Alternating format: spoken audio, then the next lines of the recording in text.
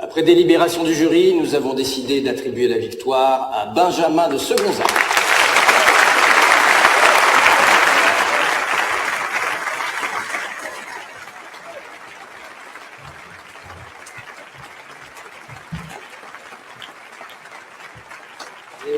S'il vous plaît,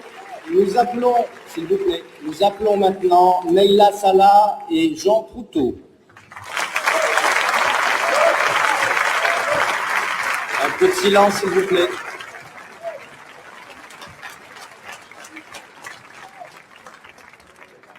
Mademoiselle, monsieur, vous allez donc discourir sur le sujet « L'habit fait-il le moine ?» Je vous rappelle que votre temps est imparti. Soyez donc clair et précis. Monsieur Proutot, vous débuterez en nous expliquant en quoi l'habit ne fait pas le moine. Mademoiselle Salah, logiquement, vous nous démontrerez en quoi cette allégation est fausse. Monsieur Proutot, c'est à vous.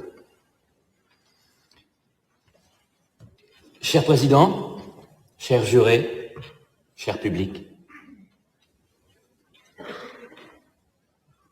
comme disaient les Grecs anciens, le singe est toujours un singe, fût-il vêtu de pourpre.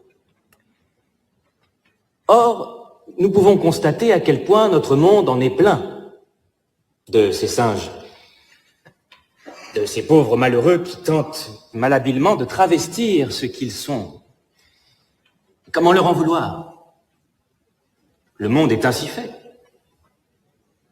Les pauvres veulent s'habiller comme les riches, histoire de mieux se fondre dans la masse des dominants, et, plus surprenant, le comble du chic chez les riches depuis quelques décennies consiste à s'habiller comme un clodo de la porte de la chapelle. Alors, on achète des chaussures en faux cuir chez les Chinois et des jeans troués chez Chanel.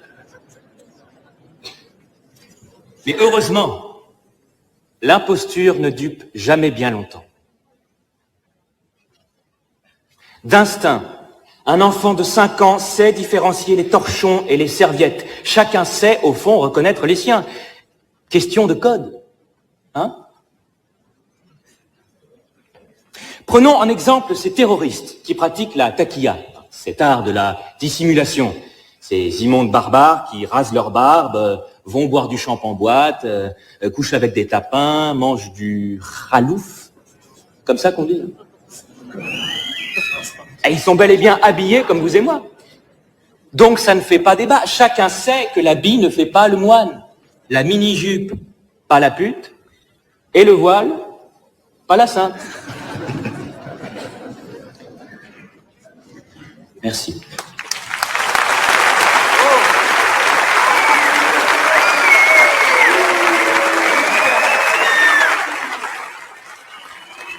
C'est quoi ce concours sur le réunion du Ku Klux Klan? Calmez-vous, mademoiselle Salah. Qu'est-ce qu'il y a, toi? Pourquoi je suis venue pour me faire insulter, moi? Mademoiselle, s'il vous plaît, calmez-vous. Je vous demanderai de vous contrôler si vous ne voulez pas être disqualifié. C'est à vous, mademoiselle Salah.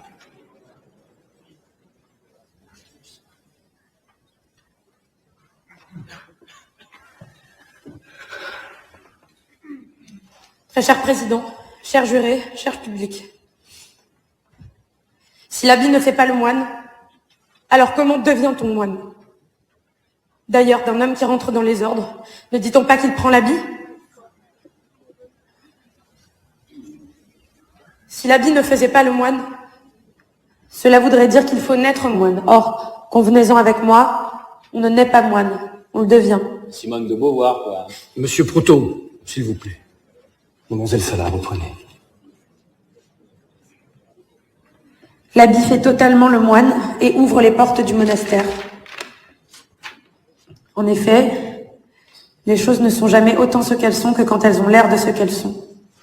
Car la façon dont on se présente au monde en dit beaucoup sur soi. Laissez-moi vous montrer que l'habit fait le moine. L'habit fait le moine car pour être moine, il faut bien enfiler l'habit.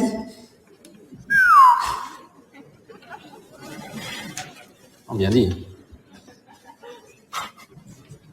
Vas-y, fais le malin, toi.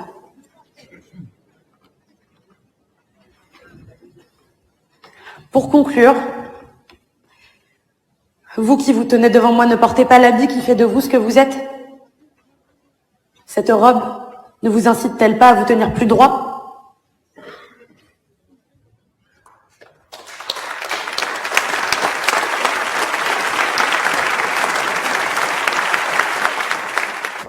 Vous êtes encore laissé déborder par vos émotions.